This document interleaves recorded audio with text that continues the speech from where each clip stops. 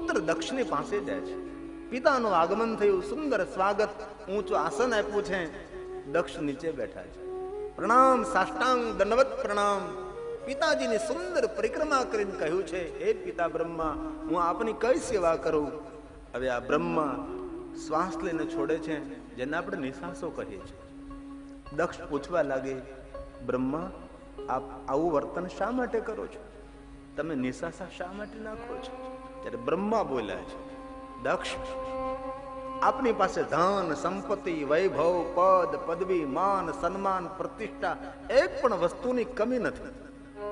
પરંતુ દક્ષ, તમારું જીવન પૂર્ણ નથી, તમારું જીવન અપૂર્ણ છે.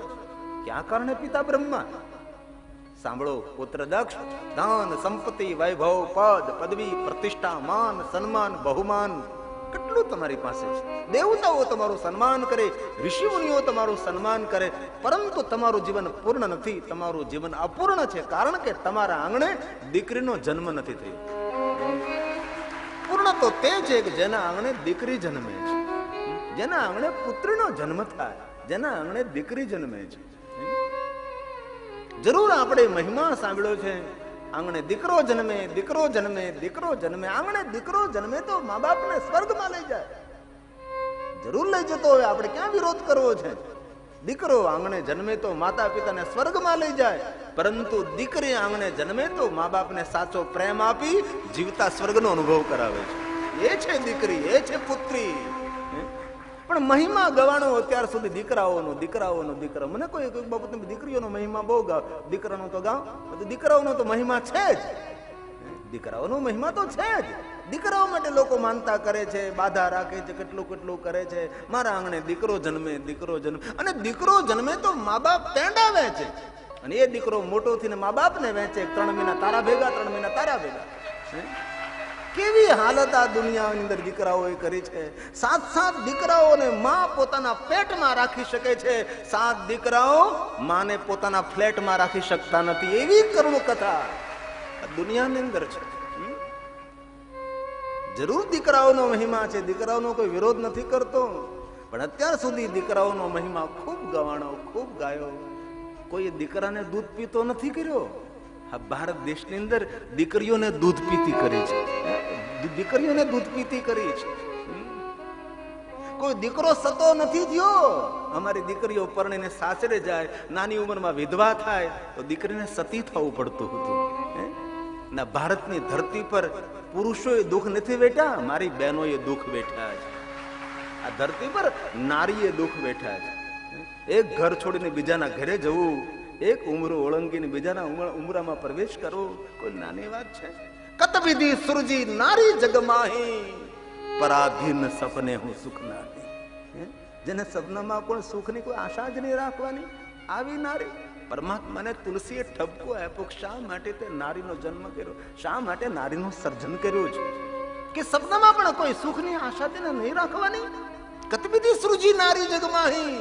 ત્યારે ભગવાને તેને જવાબ આપેલો, મેં કોઈ નારીનું સર્જન નથી કર્યું, મેં તો મારા અવતરણ માટે માનું સર્જન કર્યું છે. પ્રભુએ કહ્યું કે મારે ધરતી પર આવવું હોય તો એ માનો સહારો લેવો પડે છે. મેં કોઈ નારી નહીં, મેં તો માનું સર્જન કર્યું છે. ખૂબ દીકરાનો મહિમા ગવાણો, ખૂબ દીકરાઓનો મહિમા ગવાણો છે. જરૂર દીકરો જન્મે, પણ આંગણે દીકરી જન્મે ત્યારે ડાયા માણસો શું બોલે છે? ડાયા માણસો એમ કહે, ઓ લક્ષ્મી આવી, આ લક્ષ્મી આવી. આંગણે દીકરી જન્મે એટલે ડાયા માણસોના મુખમાંથી શબ્દો સરી જાય, હો લક્ષ્મી આવી, લક્ષ્મી આવી, લક્ષ્મી આવી છે. અત્યાર સુધીમાં સાંભળ્યું તમે કોઈના આંગણે દીકરો જન્મ કોઈ બોલ્યું વિષ્ણુ આવ્યો? બોલાય જ નહીં. દીકરી જન્મે તો તરત મુખમાંથી શબ્દ પ્રગટ થાય, લક્ષ્મી આવી. અને યાદ રાખવું, જયારે માતા પિતાના આંગણે દીકરી હોય છે ત્યારે લક્ષ્મી હોય છે, અને સંસ્કાર લઈને જયારે કોઈના ઘરે જાય છે ત્યારે લક્ષ્મી નથી હોતી, એ તો મહાલક્ષ્મી હોય છે. સંસ્કાર લઈને જાય છે, સંસ્કાર લઈને જાય છે. બાપનો વારસો, માનો વારસો, સંસ્કાર લઈને જાય છે. કોઈના ઘરની અંદર જઈને દીવાઓ પ્રજ્વલિત કરે છે, એ છે દીકરી, એ છે દીકરી. ઋષિ મુનિઓ કોઈ દે આવું ન બોલે, દીકરાનો જ મહિમા ન ગાય. જેટલો દીકરાનો મહિમા તેની ભારોભાર દીકરીઓનો મહિમા ગવાનો છે, પણ ગવાયું નહીં, જાહેર ના કર્યું. કુપ્રથા, ખોટી પ્રથા, ખોટી માન્યતાઓ, ખોટી માન્યતાઓ.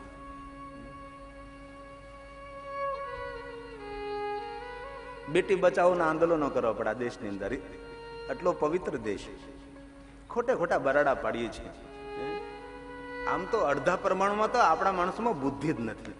તો તમે જાઓ અમેરિકા, ઇંગ્લેન્ડ, કેનેડા, ભલે લોકો જે ખાવું હોય, જે પીવું હોય, મુબારક તેને, પણ તેની શિસ્ત, તેની વ્યવસ્થા, તેની સિસ્ટમ, આપણી પાસે બધું હોવા છતાં આપણી પાસે કાંઈ ગોઠવણ નથી. આપણી પાસે કોઈ વ્યવસ્થા, ગોઠવણ નથી. જેમ જેને ફાવે એમ બેફામ જીવન જીવે. બાકી ભારત પાસે શું નથી? કોઈ દેશ પાસે નથી ને એવું ભારત પાસે છે. એ આપણો ભારત દેશ છે. પણ ગોઠવણનો અભાવ, વ્યવસ્થાનો અભાવ, કાયદા કાનૂનનું પાલન નહીં કરવાનું, કાયદા કાનૂન તોડવાના નહીં, ટ્રાફિક પાલન ને કોઈ જેને જેમ ફાવે.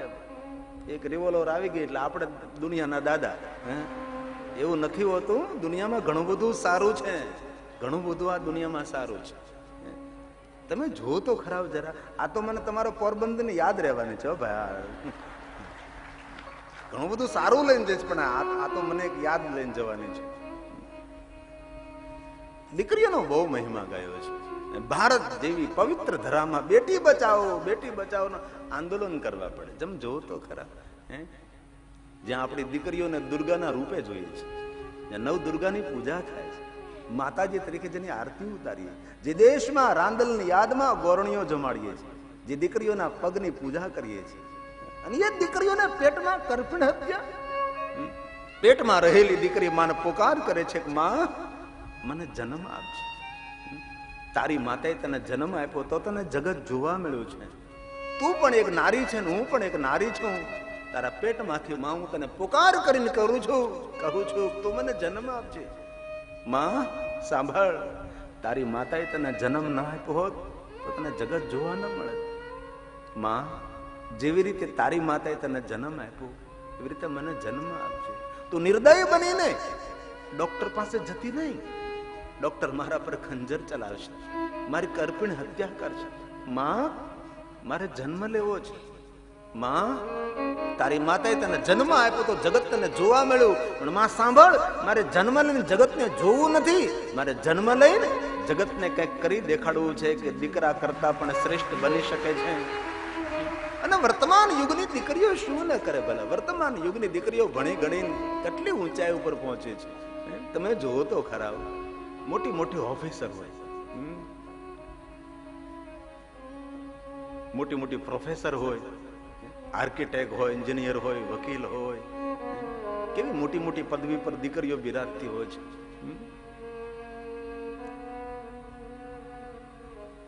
અમે હમણાં જ ગયા હતા કોઈ ગામમાં કથા કરવા માટે. ગામ મને યાદ નહીં રહ્યું, પણ આપણા અમદાવાદની કોઈ મોટી ઓફિસર બેન કેવી રાડ બોલે હું તમને કહું. કેવા? ઉષાબેન રાડા. ઉષાબેન રાડા. તમે જો અહીં નોકરી કરી ગયા, અહીંના વતની છે. હું તમને કહું કેવા ભડાકા બોલાવે, કેવા ભડાકા. આ દીકરી, આ નારી, દીકરી ધારે તો લક્ષ્મી પણ બની શકે છે, દીકરી ધારે તો કાલી બની શકે છે, દીકરી ધારે તો મહાકાલી પણ બની શકે છે. એ દીકરીઓનો મહિમા, એ દીકરીઓનો મહિમા છે.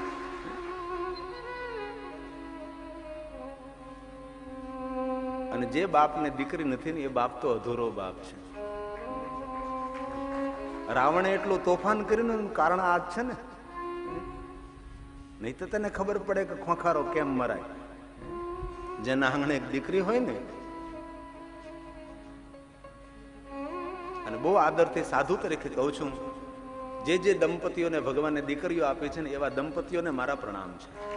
જેના આંગણે દીકરી છે એમનું આંગણું તીર્થ છે, એમના આંગણે દેવતાઓ નિવાસ કરે છે. એ છે દીકરીનો મહિમા. અને જે પિતાને દીકરી નથી એ પિતા અધૂરો પિતા કહેવાય, એ પૂર્ણ પિતા નથી. પૂર્ણ પિતા તો એ જ હોય છે કે જેને ભગવાને દીકરી આપી હોય. અને બાપ હોવાનો અહેસાસ દીકરો કરાવતો ન કરાવતો ખબર નહીં, પણ દીકરી જરૂર પિતા હોવાનો અહેસાસ કરાવે છે.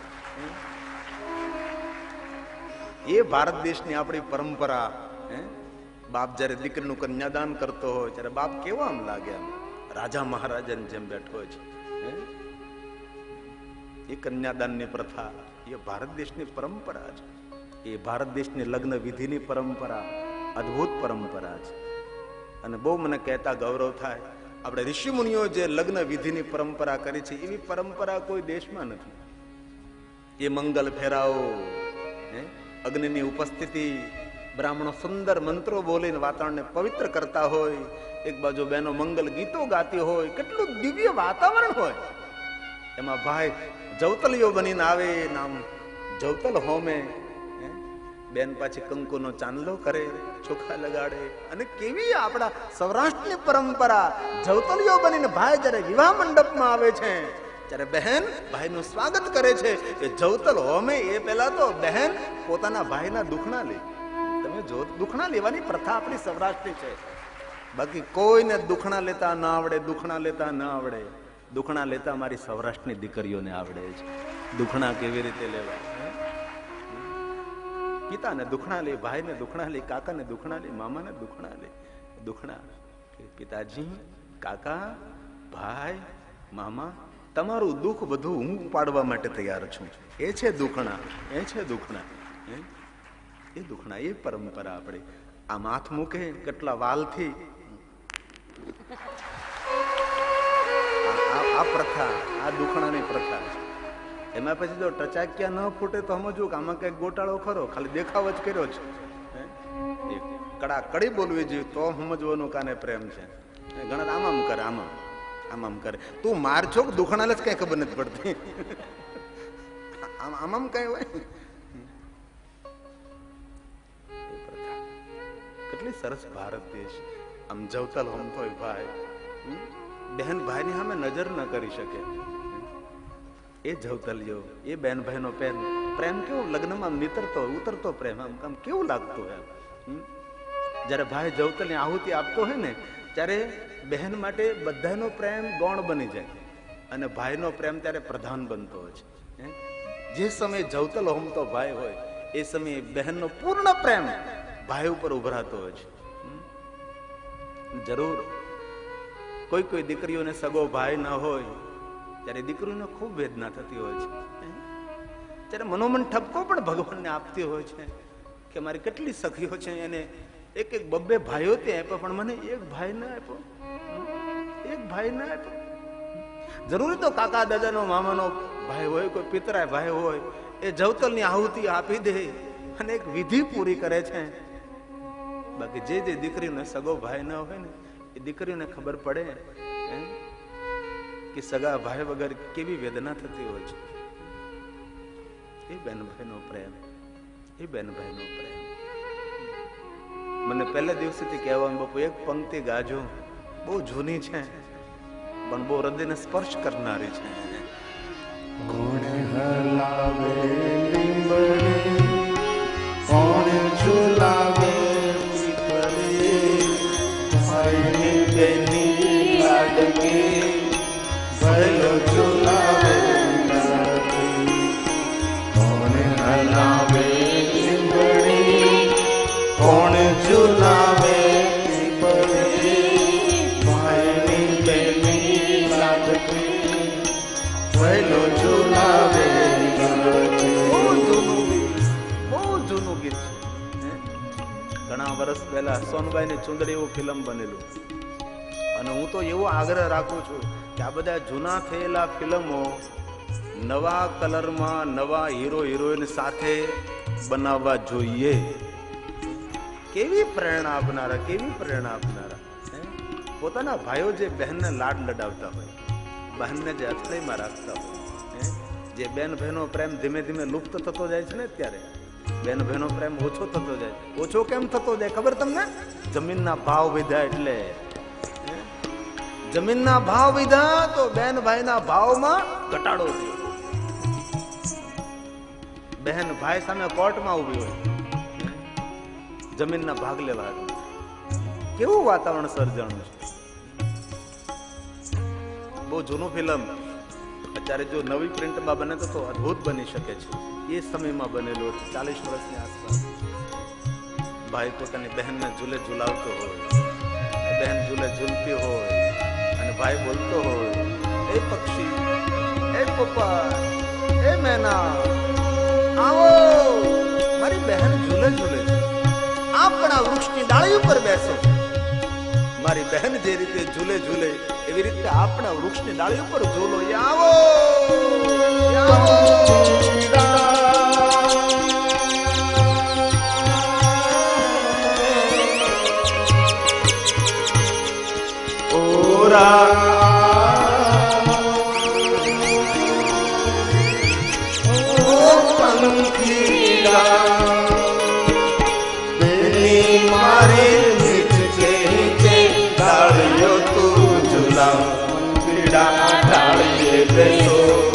પોપટજી પ્રેમથી પંખીડા ડાળીએ બેસો, પોપટજી પ્રેમથી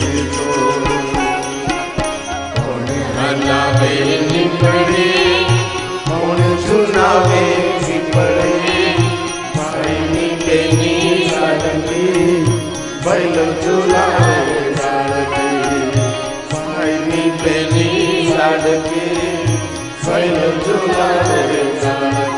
જેને ભાઈ ન હોય, સગો ભાઈ ન હોય, જેને નાનપણમાંથી માતા પિતા ગુજરી ગયા હોય, એમની હાલત કેવી હોય, એમની જીવન એનું કેવું હોય?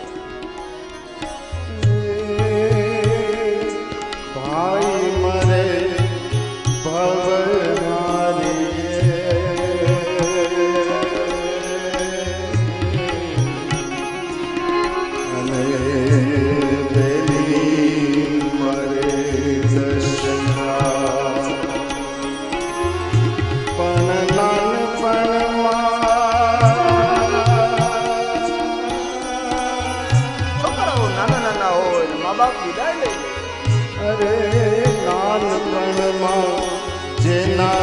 માવતર મરે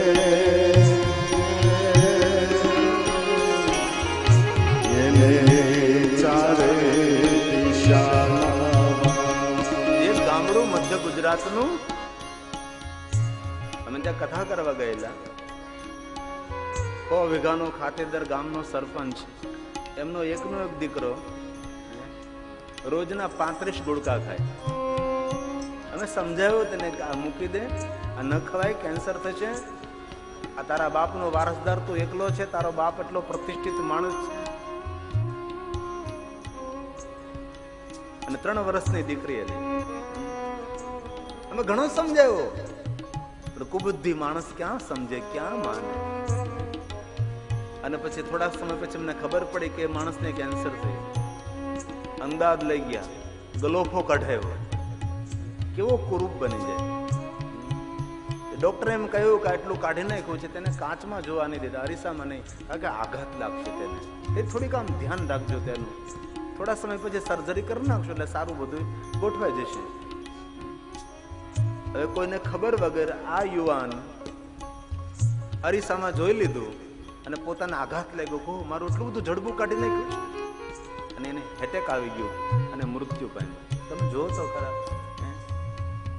પછી મેં સાંભળ્યું, એ માણસ બહુ ડાયો માણસ હતો. તેને જે પુત્ર દીકરો તો મૃત્યુ પામ્યો ગયો, તેને જે પુત્ર વધુ હતી એને સારી જગ્યાએ પરણાવી દીધી. કોણ યુવાનનો ભાર વટે વેંઢા રહે, કોણ ઉપાડે આ બધું? અને પછી શું કર્યું? એ તો જતી રહી, આ મૃત્યુ પામ્યો. આ 3 વર્ષની દીકરીને શું કરવાનું? હવે આને શું કરવાનું? બાપ વગર અને મા વગર જીવતર પૂરું કરવાનું ને. તેથી મારી ખૂબ હૃદયની પ્રાર્થના છે, તમે કોઈના માથામાં સિંદૂર પૂર્યો છે, તમે કોઈ બાળકને જન્મ આપ્યો છે, કોઈની દીકરીની જવાબદારી લીધી છે, તેના માથા પર સિંદૂર પૂર્યો છે, તમારો દીકરો દીકરીને જન્મ આપ્યો છે, કમસે કમ આપણા બાળકોનો તો વિચારીએ. અને એ વિચારીને તો બીડી છોડીએ, તમાકુ છોડીએ, માવો છોડીએ, ગુટકા છોડીએ, એમનું તો ભવિષ્ય વિચારીએ આપણે. ભલામણ આપણે તો મરી પરવારના, આપણે તો જવાના, પણ આ છોકરાઓનું શું થશે? અને જે દીકરાના માથા ઉપરથી બાપની છત્ર છાયા જતી રહે, જે દીકરાની માથા ઉપરથી બાપની છત્ર છાયા જતી રહે, એ બાળકોની હાલત કેવી થાય? તેથી નાનપણમાં પણ નાનપણમાં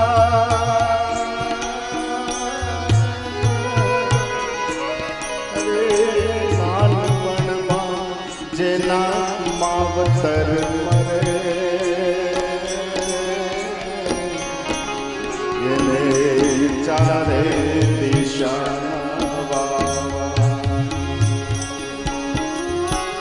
લીંબડી આજ ચાર ઝોલાવે લીંબડી આજ ચાર ઝોલાવે લીંબડી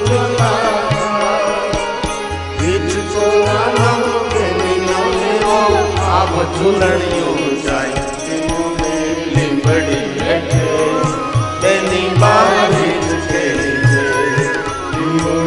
લીંબડી હેઠે તેની બારી છે બોલીએ સાથ में કોણ હલાવે લીંબડી કોણ ઝૂલાવે લીંબડી ભાઈની તેની લાડકી ભલો ઝૂલાવે ડાળકી ભાઈની તેની લાડકી ભલો ઝૂલાવે ડાળકી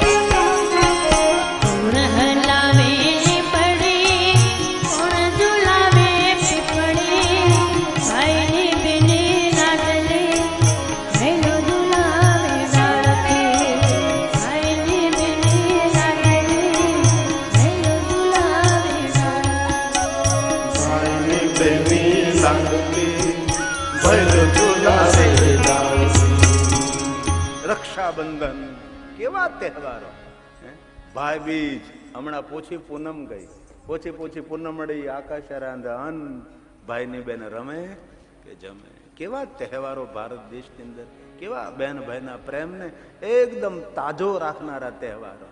રક્ષાબંધન, બહેન વહેલી ઊભી થાય, પોતાના ભાઈને કે ભાઈ આજે હું તને રક્ષા બાંધીશ. બહેન ભાઈને રાખડી બાંધે, ગળું મોઢું કરાવે, રાખડીના બદલામાં ભાઈ પછી 500,000 રૂપિયા આપે. પણ મારા દેશની દીકરીઓ ભાઈ પાસેથી 500 ને 1000 રૂપિયા ન લે, ખોળો પાથરણી માંગણી કરે કે રાખડીના બદલામાં, રક્ષાના બંધનમાં તારે મને 500 કે 1000 રૂપિયા નહીં, પણ તારે જે આ પીવાની ને ખાવાની આદત છે ને એ તારી બેનના ખોળામાં આપી દે. તું આહારથી પવિત્ર બને, તું પીણીથી પવિત્ર બને, તારી હોજરી ખડી જાય. અને પછી ડોક્ટરોની કારી નહીં ફાવે. ભાઈ તું મારા માટે સર્વસ્વ છે, ભાઈ તું કેટલું પીએ છે. અને આ દેશની સાચી બહેન તો તેને જ કહેવાય છે પોતાના ભાઈને વ્યસન મુક્ત કરે. એનાથી મોટી બહેન કોણ હોઈ શકે છે? પોતાના ભાઈને વ્યસન મુક્ત કરે. અને એક એક બહેન એક એક ભાઈને વ્યસન છોડાવે. દુનિયામાં કેટલું મોટું વ્યસન મુક્તિનું આપણે કામ કરી શકીએ છીએ. આ ભારત દેશમાં કોઈ ભૂખથી નથી મરતા. અત્યારે કોઈને કોઈ જગ્યાએ ખાવાનું મળી જાય છે. આ દેશમાં રોજના 3000 માણસો તમાકુ ખાઈને મરે છે.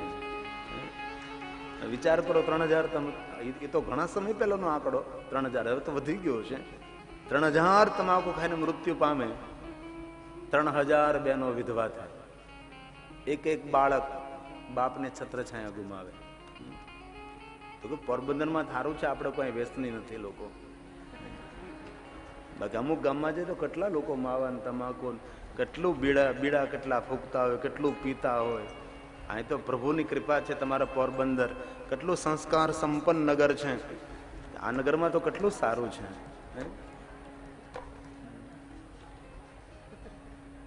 તેથી મારી બહેનોને ખૂબ મારી પ્રાર્થના છે, દીકરીઓનો મહિમા છે. ધન્ય છે એ પિતા જે બાપને ભગવાનને દીકરી આપે છે.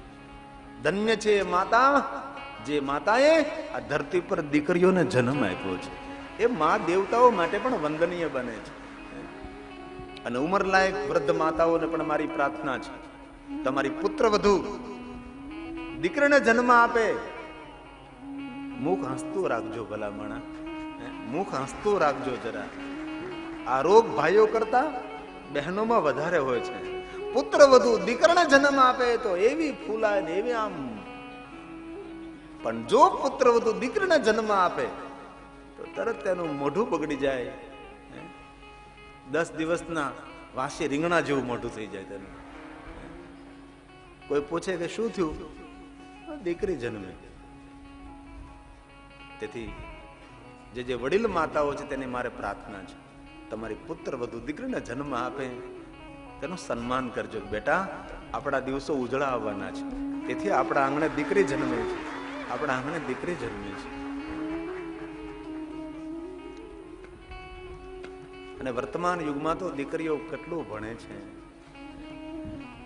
સ્વયંસેવક બેનને પ્રાર્થના, સભામાં કોઈ ડિસ્ટર્બ ન કરે એ પ્રાર્થના. જેને કથા સાંભળવી હતી એ બધે 2:30 વાગે આવી ગયા છે. હવે જે આવે દેખાવ કરવા આવે.